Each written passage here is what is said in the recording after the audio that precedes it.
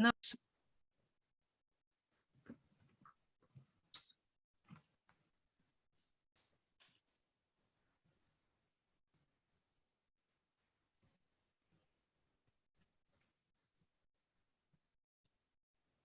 Hello, good evening, everyone. Welcome to the Royal Photographic Society and this latest in the series of awards talks in conversations with recent RPS awards recipients. It's my pleasure this evening to introduce the RPS's awards manager, Joe McDonald, who will introduce our two presenters, and we look forward to their conversation. Joe, over to you. Thank you. Welcome to this month's awards conversation between Hellen van Meene and Martin Barnes. Over the past 20 years, Hellen has produced a complex body of work, offering a contemporary take on photographic portraiture.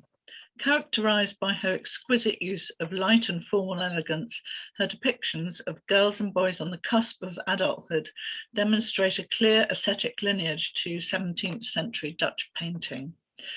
Hellen has an exhibition at the James Freeman Gallery in London from the 14th of July to the 6th of August, entitled A Danger Illustrated. Martin Barnes is Senior Curator of Photography at the V&A. Since 1997, he has worked with the V&A's National Collection of the Art of Photography, building and researching the collection and devising exhibitions. He has published extensively on historical and contemporary photographic subjects and curated numerous UK and international touring exhibitions. The conversation will be followed by a Q&A. Please enter your questions in Zoom chat. Our next conversation will be between Tom Hunter on FRPS and Zelda Cheetle on FRPS on the 7th of September. Details will be put on the website soon. Thank you. Over to you, Hellen and Martin. Hi, good evening, everyone. Good evening, hello. Thank you so much, Joe, for that brilliant introduction, and Michael. That's summed up a lot of points about Hellen's work. Hellen and I have been in contact over the years for quite a long time now. I think the first time I saw your work was in 2000, actually a little bit before that, but that was the moment when three of your beautiful early photographs entered the V&A's permanent collections. And that was through my colleague Charlotte Cotton, who'd spotted your work and really liked it and brought that into the museum. And I was really struck by how kind of jewel-like and beautiful these prints were. Relatively small scale size, square pictures made with daylight and looking absolutely stunning, full of kind of psychological drama and tenderness and awkwardness about youth and adolescence. And then we worked together on a book for Aperture, one of your 5 monographs in 2015. And that was a book called The Years Shall Run Like Rabbits. And they certainly have between now and then when we're catching up. So I'm really delighted to be in a conversation with you, Hellen, just to catch up a bit with you and see what you've been doing since we worked on the book. And we're roughly of the same vintage, a kind of pre-internet age. Now we're in a very changed world.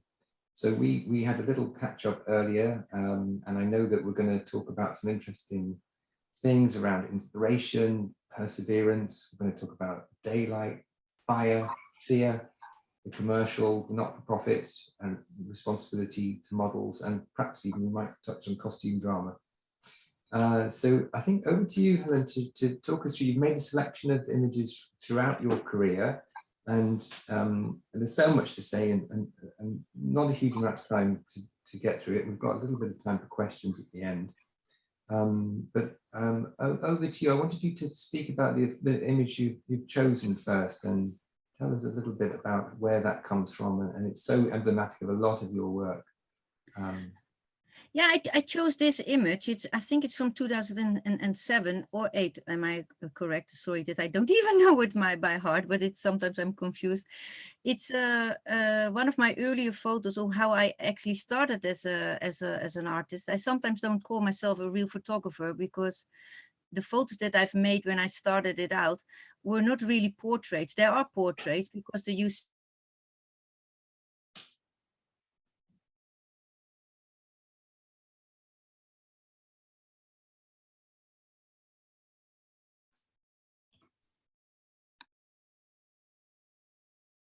this girl, for instance, I made this photo in Russia and St. Petersburg, and she was just a very shy girl that I met on the street with her brother, and I got in contact with her, and they came over to the apartment that we were staying in because I was giving lessons in the art school there in St. Petersburg, and this is one of the portraits that I've did for a very long time, just really straightforward.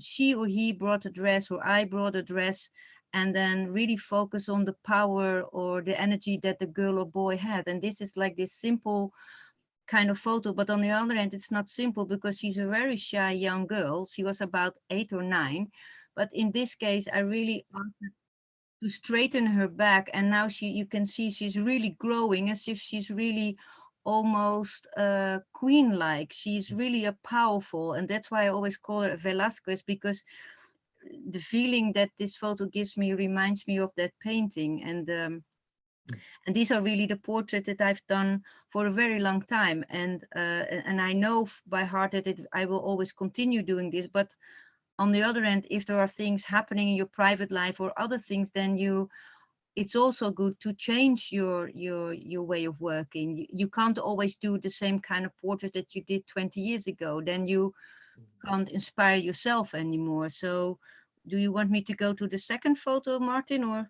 No, let's linger on this a little bit longer, because I think this has so many qualities in it that are in your work throughout the time. I mean, you've addressed so many kind of different themes, but always coming back to this kind of intense psychological look at particularly kind of girlhood and adolescence. And you seem to tap into something which almost kind of thinks forward the kind of adult personality of a younger person. And you kind of bring this kind of seriousness and dignity to these unformed individuals, but you seem to get a sense of their future formation. And I'm really interested in how it is that you choose the models, what your dialogue is like with them as you're working. In this case, it was a really strange story. My daughters are now 19 and 17, but when I made this photo, the youngest was about 4, 5, and the elder was a bit, well, she was 2 years older. And it was after my teaching, and I was walking in the streets in St. Petersburg, and then suddenly I saw this wavy hair in front of me. And then I said to my husband, who was with me at that time, I think I see a perfect model, let's go after it. But when you see a girl in the street, you don't want to rush into someone, because they will probably be really shocked if you just run into someone and say, hey, can I make your photo? So you have to be really like very cool and not, you don't want to frighten them, even though I already know what I want, but I don't want to give them that feeling just at that moment.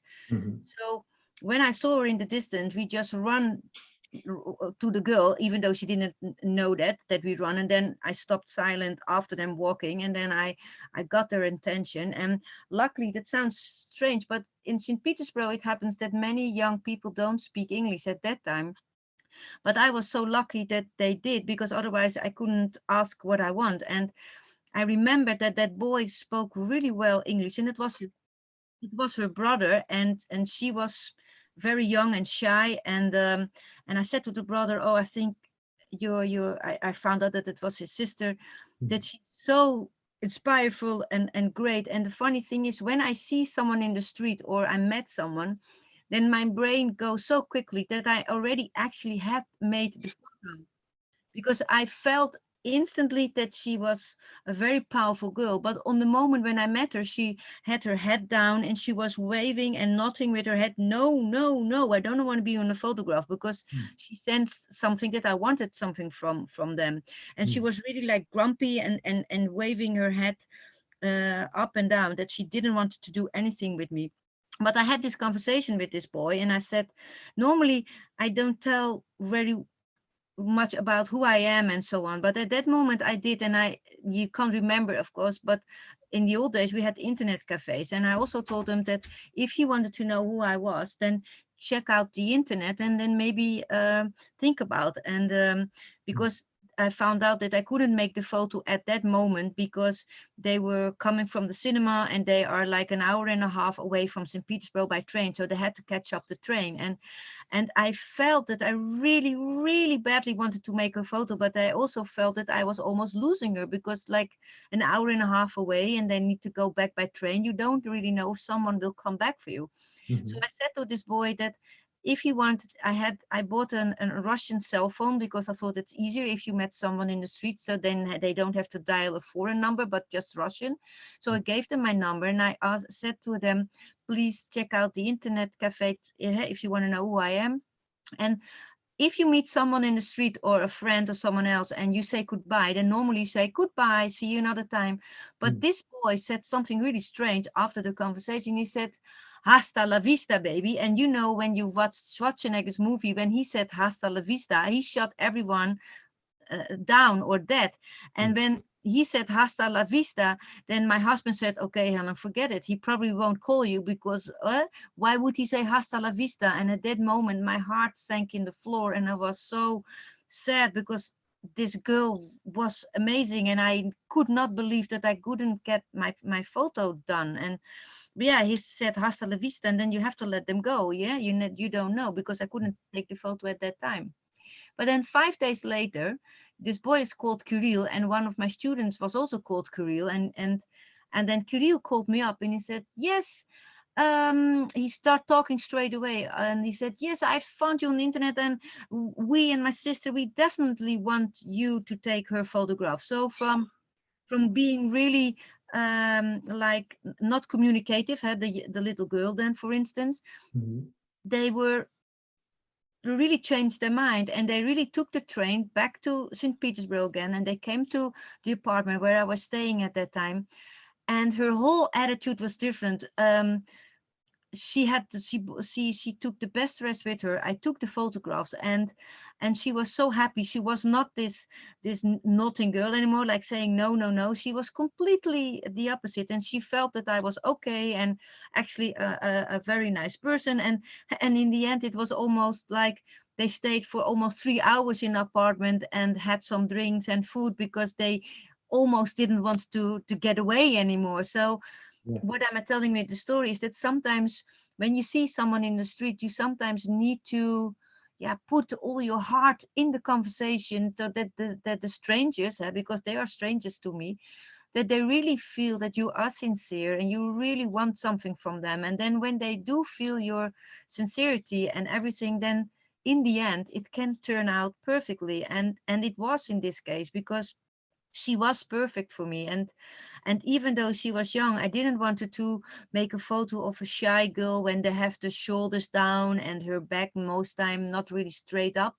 And I asked that girl that she should lift her back, that she should grow, because I felt that she is so, that she has a very powerful appearances. So that's why I made the photo how it is like this. I wanted her to grow, and you could see that she was growing in front of the camera. And that's something, that's what you can do as a photographer and the camera, that you can give some power to the model, that they can grow in front of you. And I think that's sometimes magical that happens, because as a photographer, you have to be really responsible. I think you have a lot of power behind the camera. I'd love to come back to that idea of power and responsibility, but it's really fascinating to hear the backstory around that picture, and all the effort that you go to, and all the inspiration that you see in a moment. It sounds like you described seeing the hair, and that's like a kind of touchstone that takes you fast forwards to the kind of atmosphere and the kind of picture you want, and all the kind of work that is around making that picture is fascinating to hear.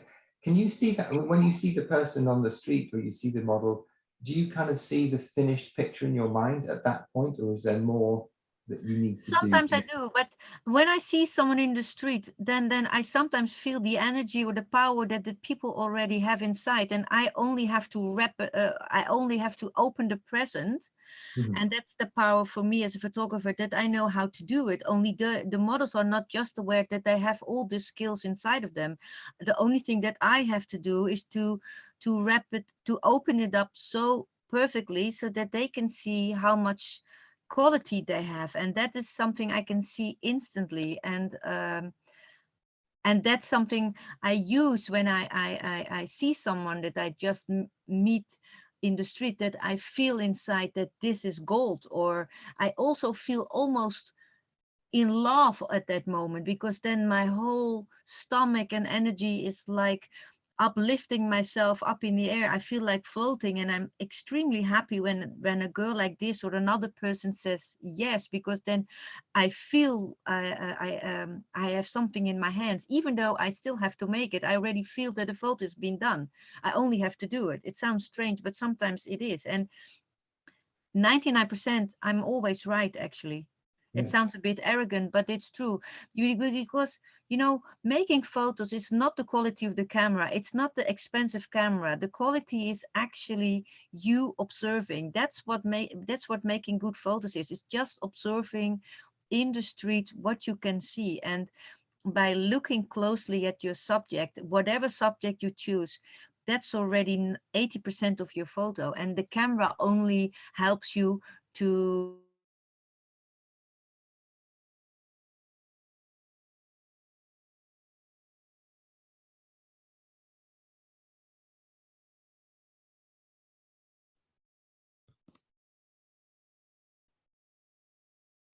Helen, I think we may have lost your sound. Okay, am I back again? You're back now, yes, thank you.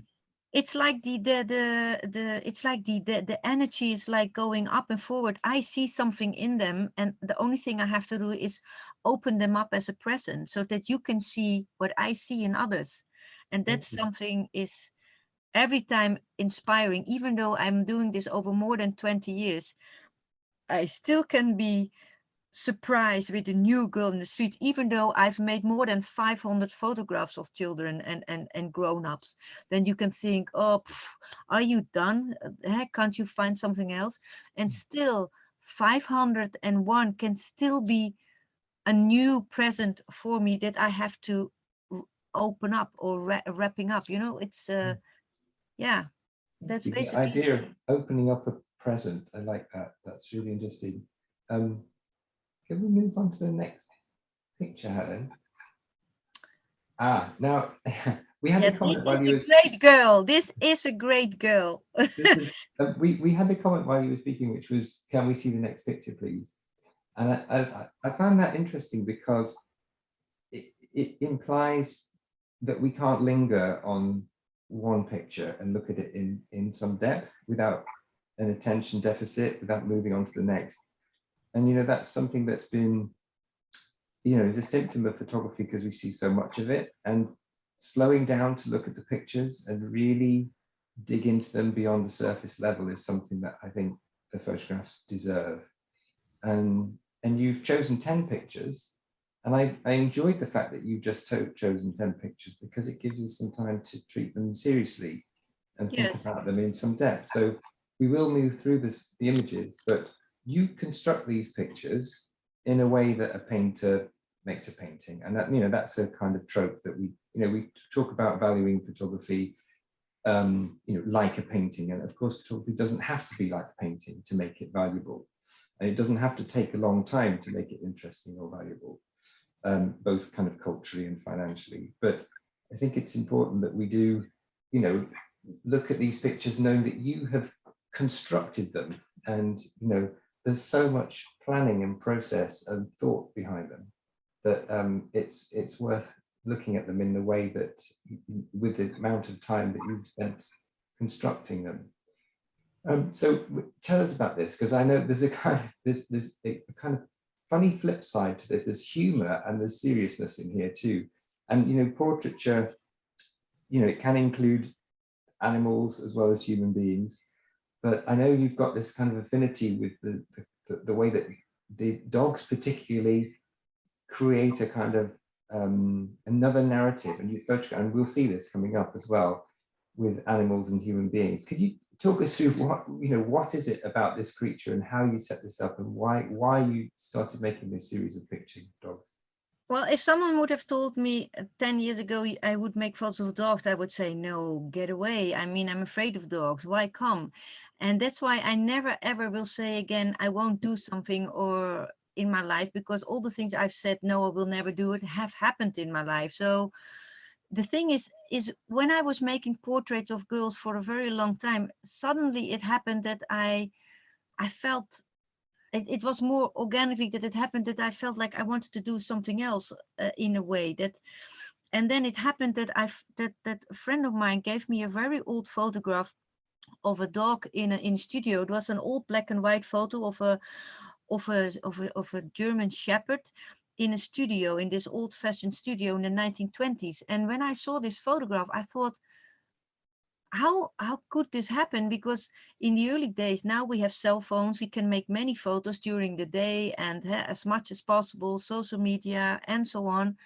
But in the older days, making photos was really expensive. You could have your Sunday dress, and then once a year the whole family went to the studio and you have your portrait taken.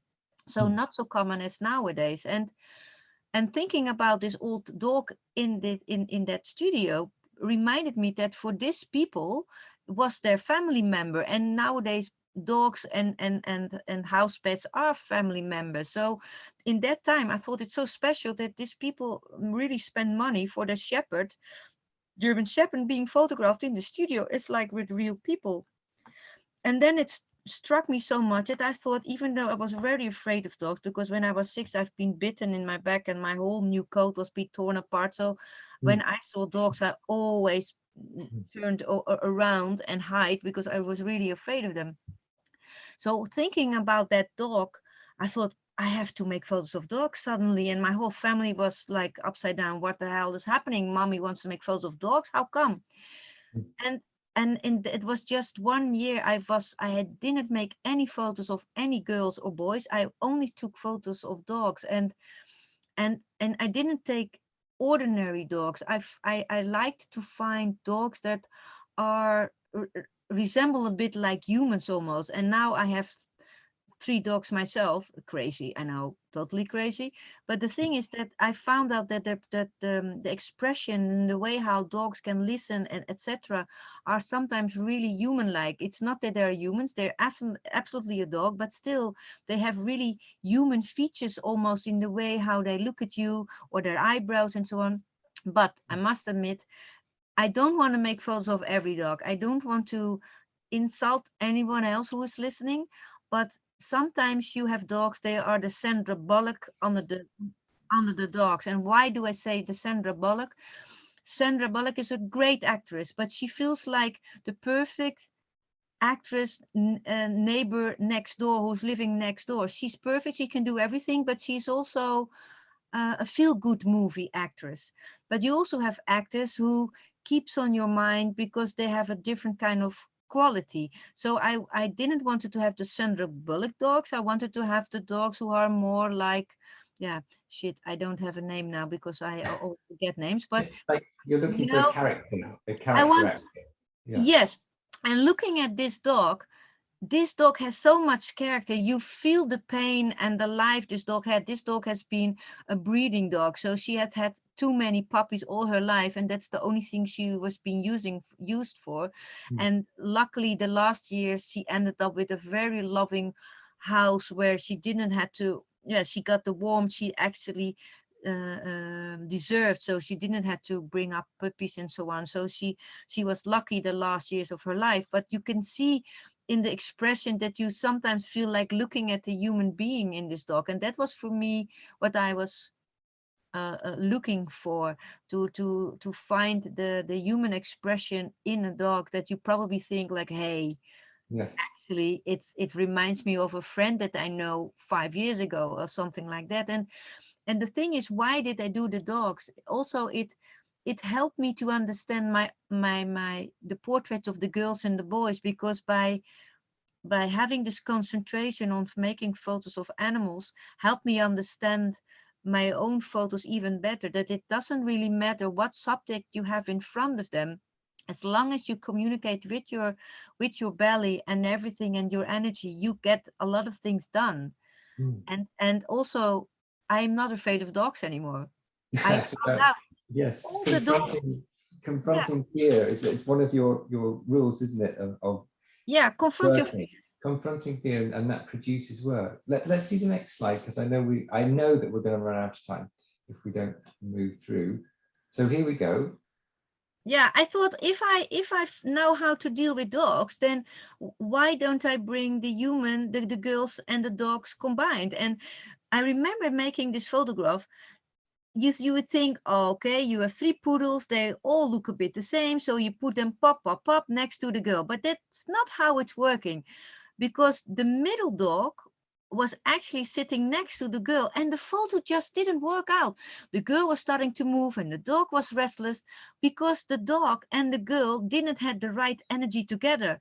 And then when we changed the dog, who is sitting next to the girl now, it then all fell at its place, because the energy of the dog was more welcoming to the girl. So then it worked out. And so dogs do sense people, and they really know how to deal with you. And so it's not about making photos of dogs, even the characters really are important. So it's not very easy to do dogs and girls and boys, but it's yeah, I thought I had to combine them. And I don't do as much dogs and girls as in that year, but it really helped me out to understand that if you ask me in 10 years again and I made photos of penguins, then probably it can happen if I think I'm inspired by it. You know, it doesn't really matter what you do, as long as you still feel inspired and you still want to wrap presents open, then why the hell not? It's just it's a striking image that's full of kind of this consciousness of alive, you know, a human being and creatures that are looking back at you. I'm wondering what that feels like, what that, as you mentioned, like this kind of power dynamic between you behind the lens and, you know, directing a scene. You've got these, you know, never worked with children and animals. You've kind of taken that fear and put that in front of the lens. What's it like negotiating the power dynamic between the subject and you? I mean, here they're all looking at you. There's agency. What we think of as agency. They seem to have a connection with you. They're on a level, the same level. They're conscious of you taking the picture. But can you move to the next picture? I'm wondering if this will help us. Yeah, like in this instance, Helen, you know, the subject, her eyes are closed from what I can see. You know, she is, at the moment you take the picture, she's not aware that has been taken, or obviously it's set up and she knows the picture's taken. But is there a difference for you when somebody's looking directly at you through the lens as opposed to when somebody's not? Yeah, I actually, in all my photos, I always want like to freeze sometimes things. It's like you don't, I mean, everything is almost always set up in my pictures, but I always would like to try as if you would come in the room and you would actually see this girl lying on this mattress, and you would really believe that it's actually happening by itself. That it's all staged, as that is something I don't want you to sense by looking at a photograph.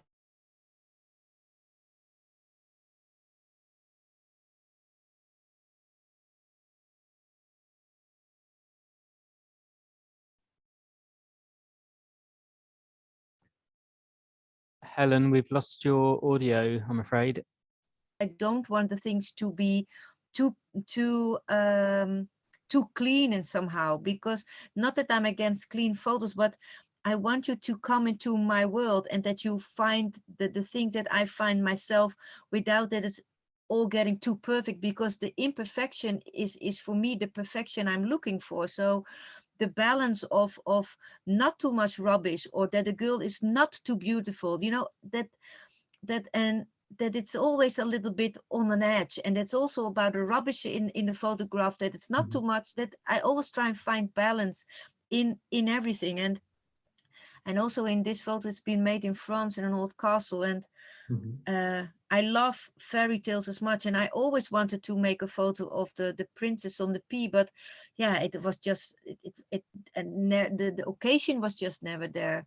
Yeah. But in this photo, it just happened that I was in a location where all these mattresses were lying everywhere in the room, and then I saw these mattresses, and then suddenly I had the feeling, okay, we have to stack them up and pile them up like a big mountain, and then we put the girl on top of it, and it happened really organically. And that's Yeah, it's absolutely the fairy tale. It's like yeah.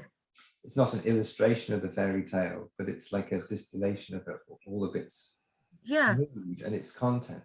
Let's see the next slide. Wow. So I'm wondering, Helen, about the difference that you might feel between creating kind of commercial work and your own personal projects, and this kind of dialogue that you have to have as an artist between the commercial world, you know, being able to sell pictures, being able to produce perhaps editorial work and work to commission to different deadlines, and then having long form projects that, you know, are your own ideas you simply have to get out there and you have to make, that are just questions for yourself that need answering. How do you balance that dialogue? Well, the thing is, if I've been asked to do an editorial, I only do say yes if I get the freedom, as much as freedom to create my own things. Because as a student, I also was a bit a pain of the ass, because I always had my own images in my head that I really wanted to take out. So when a commercial or a kind of commission comes to me, I always try to push it as much as possible to my own artwork. Otherwise I can't make it. And I remembered that the blouse is from Gucci, but I felt like, okay, well, Gucci, this is actually the back of the blouse, I don't care. Oh no, this is the front. But sometimes I do change clothes backwards, and I wanted to do something with butterflies. So we bought all this stuffed butterflies, and then yeah, I'm so pain in the ass that I really feel that I have to make this, that I always convince others in a way of that they let me, that they have to let me sail, so that they can trust me, that I make something that they probably, well, it's like I'm making something that you don't know you actually would like to have. It sounds a bit strange, but that is something what I always try to do. Well, that's why you hope they ask you to do it, isn't it? That you bring something of your ingenuity to it, I rather think than so. something of formula. That's absolutely true. So I guess, is that why you feel like, you know, sometimes the distinction between commercial practice and your personal projects is sometimes hard to define which is which? Yes, because it's all combined. Because I can't really make a photo that has, I mean, if there is nothing in the photo that is about something that I found inspiring, then I can't just make the photograph. That is something that will block me in a way. So in that case, in that way, I'm a bit limited in a way, that there is always something. I need to find some inspiration, and it's a shame that I didn't took that photo in the line, because that would be a good example. It's like it's a still life photo of a dress in a room, and if you would look at a photo, you don't see a dress anymore. You just have the feeling as if you're looking at a person, but there is no person, it's just a dress. What it looks like, and the way how the dress is formed, you really see the hips of a woman almost in the dress. And that is something that was a question, if I could make photos of these dresses, but I changed it into something that I found interesting of the dress. I'm always finding something of myself in it, otherwise I can't make the work. So in that case, I'm quite limited. If you would ask me, you have to do this and this and this, and you can't think for yourself, then I can't able to do it. That's not how I work. So in that case, I can, So it's about bringing your own vision to you know, a job I always try to squeeze and find the boundaries as much as possible. So yes, I do. And in the end, people always love it, what I do. I mean, if they let me go. So most of the time, even though they say no, we don't want that, and then later on when I actually did the photo how I think it should be done, they will always say, oh yes, well actually Helen, you were right. And it's not because I'm always a person who is right, but I think because I see something that you haven't seen, and I know that you have what you haven't seen, you would like to see when I'm done. I sound very vague now. I'm sorry about that. No, I see what you mean. It's like you don't know what you like until you see. It's like the magician, you know, he is making a lot of fuss with his assistant, and then suddenly it's not possible that out of a hat a living white rabbit is coming out of it. How does he do it? Sometimes I have the feeling that by being a magician, I can show you that you don't think that it is possible, but it is possible. There is a living white rabbit in front of you coming out of a hat. It's not possible, but still it is. Sometimes like being a magician, I think. That's really interesting analogy. Maybe that's it. Let's see the next slide. So this is an example where this is a recognizable sitter. This is Greta, right? Yeah. Thunberg. Tell us about this. What's this? What was this for? Was this a commission? What yeah, Time magazine asked me to make a photograph of Greta Thunberg, and I decided that I do it. And then I felt like her story is so important, and I thought I wanted to make something timeless. So she's known for her hair, and she's known for the typical clothes that teenagers wear. But when I had to do this photo, I felt like I don't want to make a photo of like all the others are doing for her in her hoodie, in her jeans. I want something else. I want something of me in it. So it sounds funny, but I brought this dress with me, and it sounds strange to bring a dress, and this dress is absolutely not possible bringing if you're traveling by train and etc. You don't bring long skirts, because that's totally not practical when you are making photographs. But somehow I felt I needed to bring it. And when we were actually there, she was really shy, of course, and then I found this beautiful location where to make the photograph, because I wanted to make a photo where we were out of the crowd and where we had beautiful light. So I was walking around 5 minutes from the parliament where she was on strike. That's what she does every Friday still. Yeah. And I found this little alley where I could make these photos under an office building where it was really quiet and no one else were passing by. So it was a bit more intimate because of that. And it really felt that the green is actually tells about her story, that if we don't act now, that everything will change into concrete and gray world. So the green is actually stands for her story. The green is the life that she's want us to be acknowledge, and that we have to think about. And if we don't act, everything turns into this gray pillar. So that's why I wanted her this green, but I also wanted to show she's still a teenager. So that's why I let her temporary sneakers popping out of the dress. And for me, it felt, I just had only 20 minutes to make this photo, and it really felt right to make the photo as I made it at that moment. So it's still a little bit of me in the photograph, but it's still also Greta, and that's something. That's the best kind of commission, isn't it? Where the person who's commissioning sees and also work and knows why they're commissioning you to do it, and because you have this facility with the cusp of adulthood and bringing that out, and there's this kind of seriousness around adolescence and childhood, and she's such a symbol of that transition and such a powerful figure, and yet so fragile. It's just really satisfying combination of those things.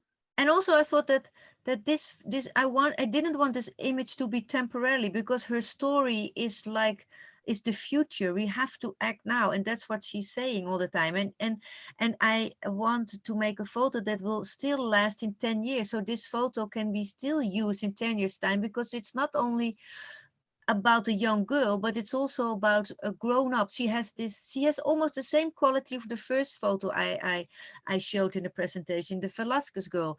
You see a young girl, but still you feel there's a grown-up inside of the young girl. And that's the same with Greta. She also feels young, but also very grown up. And I think that this photo can still be used in 10 years time. And if I would have chosen to have her in her hoodie, then you would say, ah, no, Greta has been changed so much, we can't use that photo of the hoodie anymore. But now I hope that this photo can still be used in 10 years, because it's not that hoodie girl. No, it's Greta with a story. She's young but still powerful. She still looks older, and that's why I wanted a timeless photograph of her. And I think by positioning her like this, and the dress and the green and the sneakers, I think that's what I hope, that in 10 years this photo can still be valuable and not being outdated. There's definitely a timeless quality about that, and it goes without saying that you can see in that and many of your other pictures that you've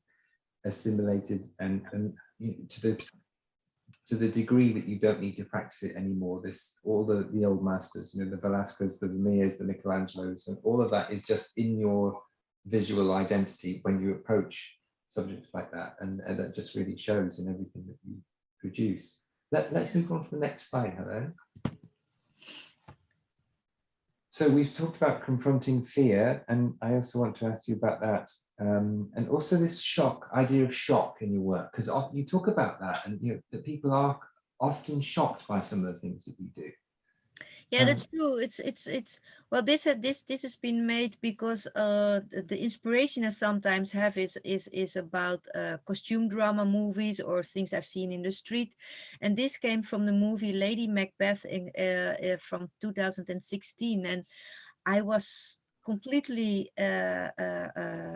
struck by a scenery in that movie. You know the story of Lady Macbeth. She hates her husband, she hates her father-in-law, so she poisoned him, so he's dead.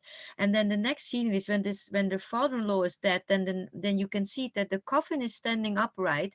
You see the dead grandfather in his suit in the coffin, and she is posing for the photographer in a beautiful dress, and that's in that scenery of the movie. And I thought, what is this? A coffin up straight?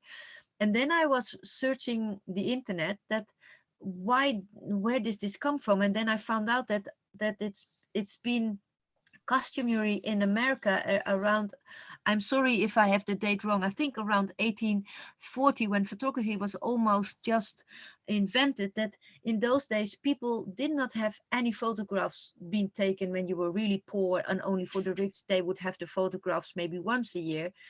But when people were poor and photography was very expensive, then it was the only time and the last time to make a photo of someone that you really, really love when he was dead.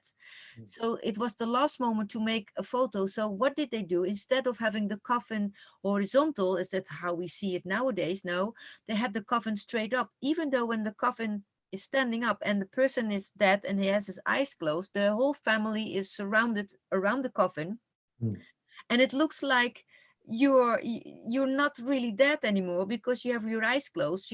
So you could also be alive. So I think for them it was like the last moment, to make a photo, and they sent the photos to the family members. And to have the coffin straight up, I thought it was such a brilliant idea of coping with that, because my mother was just passed away, and I was still in mourning and still very grumpy at that time. And I remember asking the funeral taker if I could borrow an empty coffin, and she said, yes, Helen, we do have some. So just a few months before I brought my mother away, and then suddenly I'm in my car, I have an empty coffin, and the next day I had to do groceries and I had the coffin in my car, and I put the bottles of beer next to the coffin, and I was thinking, what the hell am I doing?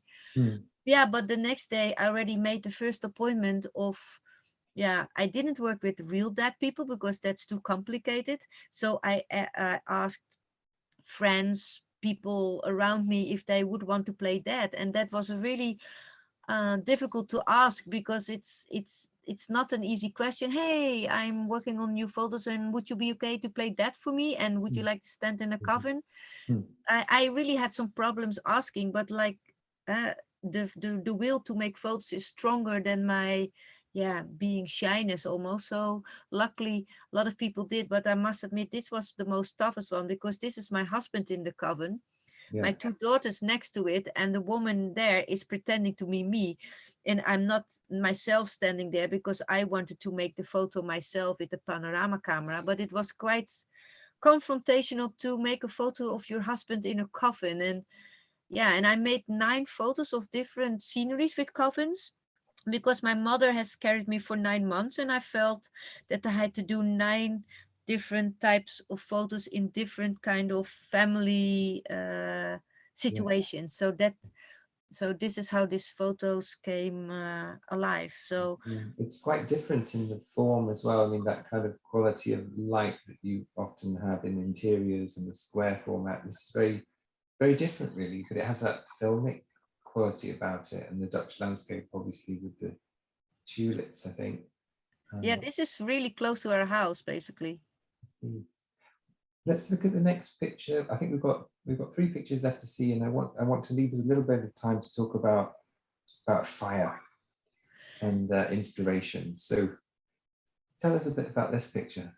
It was, well, I remember that I was watching a documentary about a famous writer, and I saw an old black and white photo, and it had nothing to do with fire or something. But then suddenly I saw this image of this young girl on this black and white photo, and then suddenly I had the feeling I wanted to make photos with fire and wedding dress and etc. And then I hired a stunt team to help me out with the fire and so on.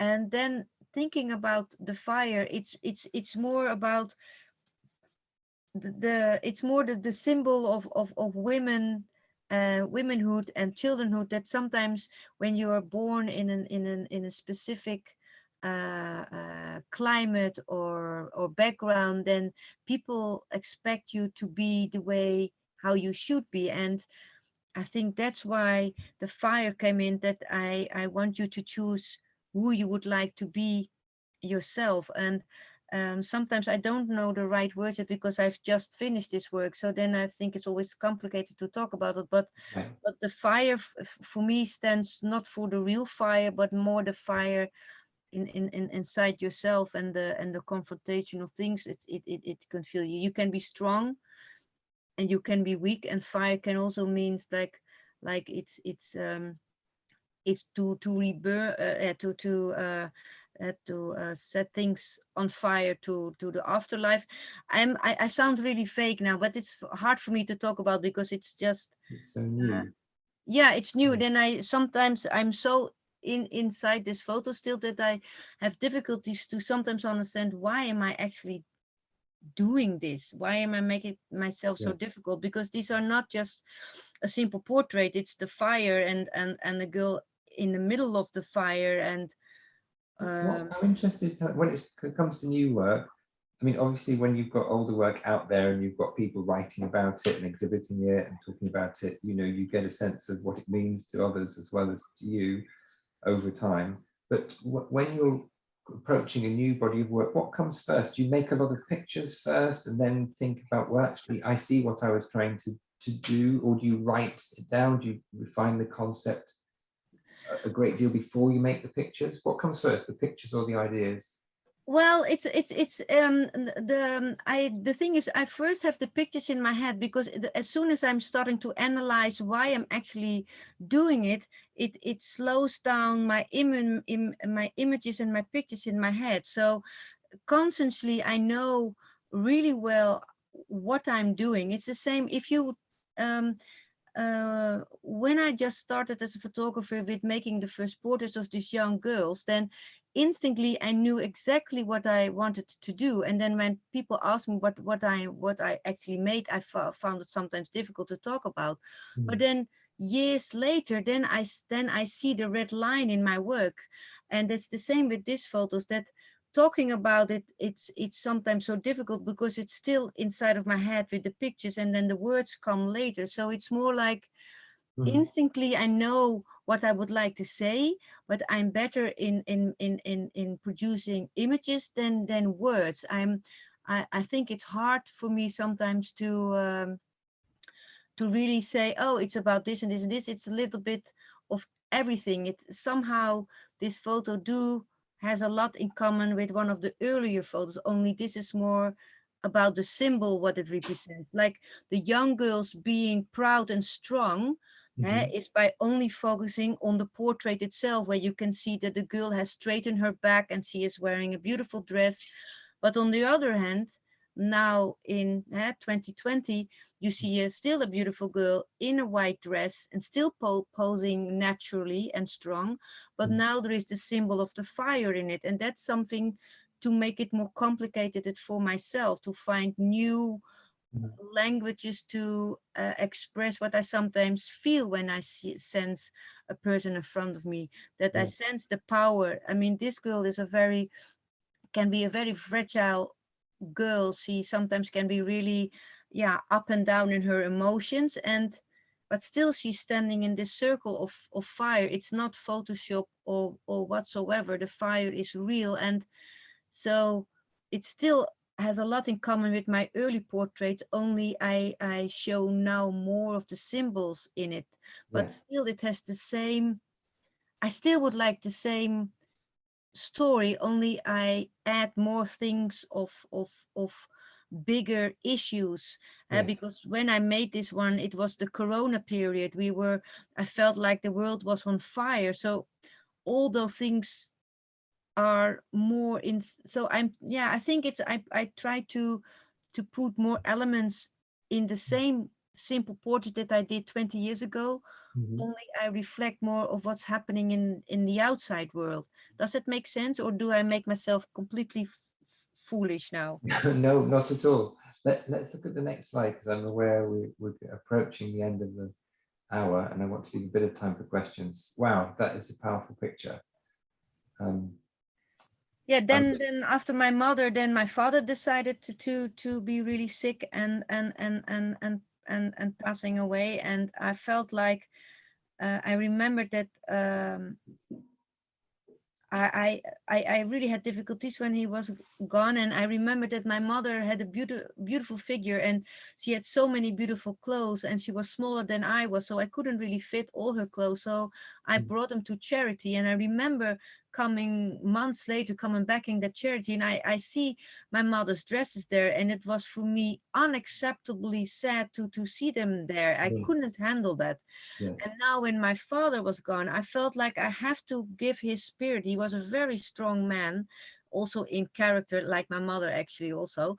I wanted to let his spirit away, or free his spirit basically. So I really felt like I do not want anyone else wearing his blouses again. There were blouses from when I was younger and blouses from that he just wore like weeks before his passing. So I thought, fuck it. I set the whole bunch on fire. I want the spirit from the blouse up in the air back to him, and my eldest daughter sitting next to it. And why did I have this girl standing next to it? Because I wanted to have the wash line, because normally you put the clothes on the wash line to have them dry in the wind, and now I want this girl like looking in it like I have nothing to do with it, and still she has. So I could also choose for a still life, but that's not what I want. I wanted the chemistry of the girl and the blouse, as if she actually is responsible, but we don't really know if she's responsible. So it's about a tremendously powerful picture, isn't it? Because it's about all about elemental forces and what you normally do with wet washing, water hanging on the line to dry in the wind, and yet it's kind of transforming in a different way, cleansing in a different way. It's an astonishing example with basic elements. Yeah, and it's like in the old days I made like the simple portrait where it's all about the girl and her energy that comes back to the viewer when watching the portraits. And now I'm adding sometimes more of a story behind the scenery, and that's not something I will always do. But now in this period of my life, I felt I wanted to show more of the, yeah, narrative. the See drama, the let's see narrative. let's see the last picture, Helen, because I'm aware that we need to wrap up shortly. Okay, this is the most toughest of this whole series, and it has nothing to do with dead babies or miscarriages. It's really about sometimes women are and still happens in the world that women should have babies and stay at home, etc. Blah blah blah. And maybe this woman doesn't want to have babies, but still wanted to do her own thing. So it's more about the feminism symbol than dead babies. I remember that someone said, "Oh, I'm thinking about dead babies," and I was like surprised, because has nothing. This image has nothing to do with it. It's more about the symbol of and the power of you, what you would like to make from your life. If you don't want to have babies, that's fine. If you do want them, it's fine too. It's up to you. And now it sounds really simple, but it's, yeah, this is about the pushchair being on fire, because it's, yeah, and maybe it sounds too simple, but the thing is, I really wanted to make this photograph, and it's also, you can still see the red tube from the gas line where the fire came out of it. It was brilliant making these photos. Basically, we had so much fun and burning this but I can also imagine that maybe people who have babies can be afraid of it, but I hope people don't see it like this, because it has nothing to do with it. But maybe, yeah, maybe I'm so focused in my own pictures that I just forgot about how it would be for someone with babies looking at the burning pram. I don't know. It's all about, I guess, the issues that viewers bring to the work as well, and you leave a kind of an enigma in a lot of pictures. And thank you so much for opening up the presence of a lot of your imagery and talking so candidly about what's behind them. And you know, as an image maker, using the words to try and articulate it, I really thank you for trying to put all this into words. Let's just open up for a couple of questions. I realize we've got a little bit of time left for that, Michael, if that's all right. Yeah. Hi, Martin. Hi, Helen. Thanks so much for that. That was really fascinating. And thank you, Martin, for bringing out Helen's thoughts and thinking behind her work. I've had a couple of questions come through. The first one is asking, sort of saying that your work is so distinctive. What were the influences around your own photography and ways of thinking about photography?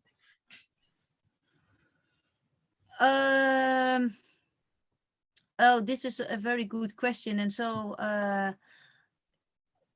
you know, I don't really have an answer.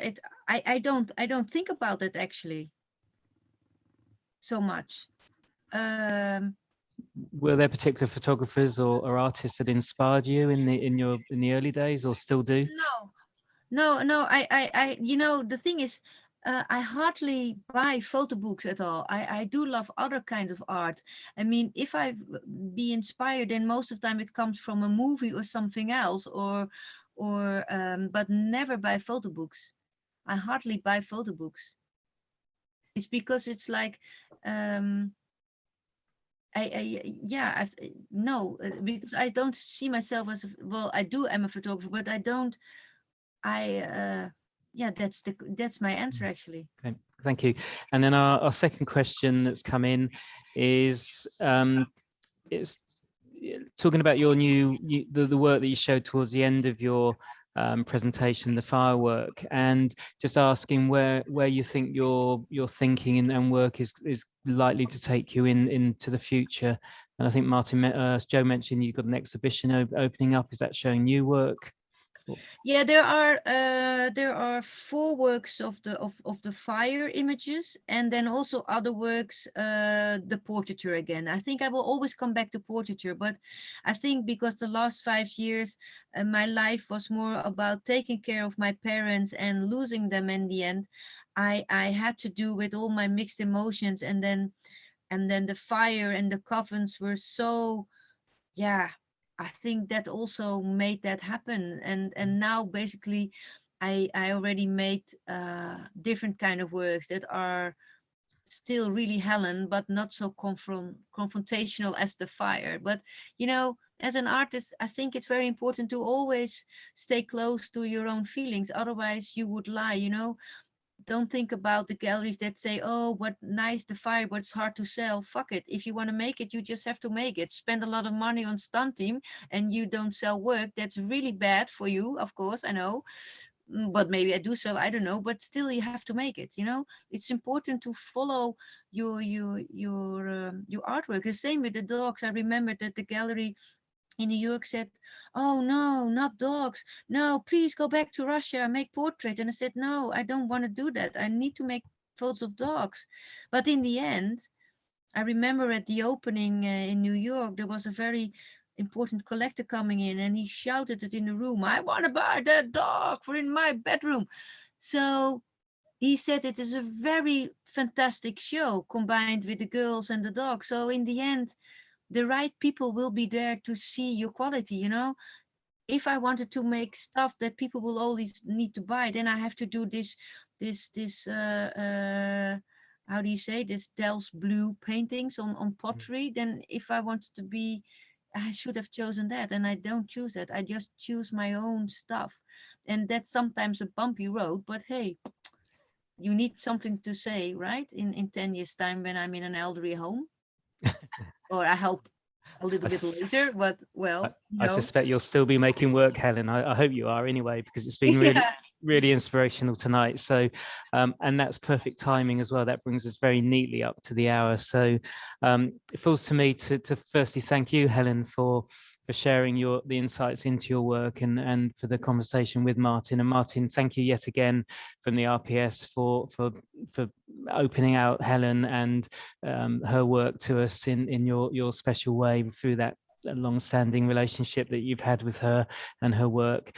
And finally to Joe McDonald, the RPS awards manager. Joe, thank you for arranging this evening. It really has been inspirational. And I just wanted to end by saying I love that description that you used about being a magician.